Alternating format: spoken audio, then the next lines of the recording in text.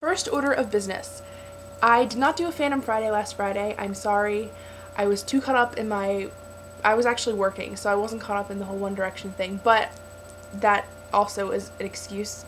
But I'm going to film my Phantom Friday for this Friday after I film this, so no worries, it's definitely going to be there, I promise. Second order of business, these books that you see behind me that I said I was going to read through the month of June, didn't read them through the month of June. June's not over, but I don't think I'm going to get through all of them. I could, if I was really dedicated, but we all know me with commitments, it just doesn't happen.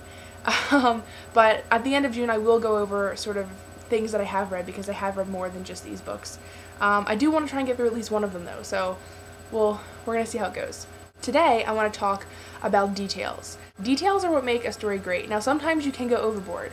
Whenever any of my friends give me anything to read over, one of the things I look for is how are they telling the story, not what they're telling, but how they're telling it.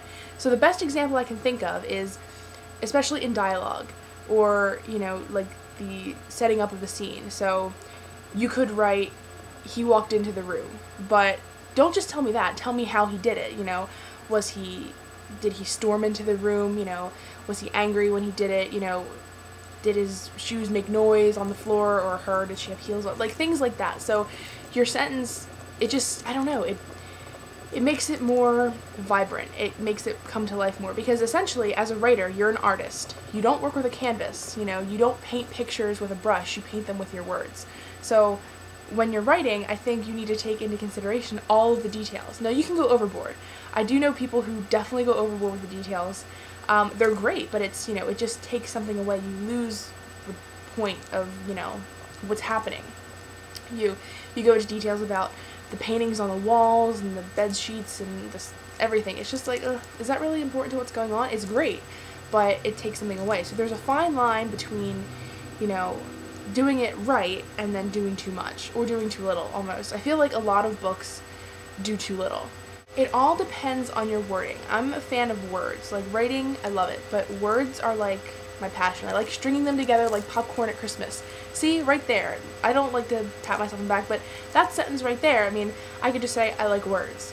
But saying I like to string them together like popcorn at Christmas, that makes you think, oh, it adds more to it. It beefs up the sentence. It gives you a little bit more to think about, I guess, is my point. But details are important. So if your character is talking to someone, what's the tone of their voice like?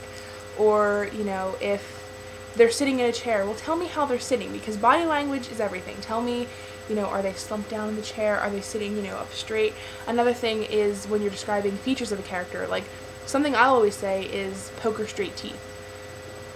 It's a play on words, or poker straight hair, or things like that. So be careful with your details. Don't go too overboard, but, just say enough so that you're giving your reader a little bit more to think about. I don't know, that's how I think about it. So I will definitely see you next week, and Phantom Friday, I promise I'm going to do it right now. Alright, I will see you guys next week.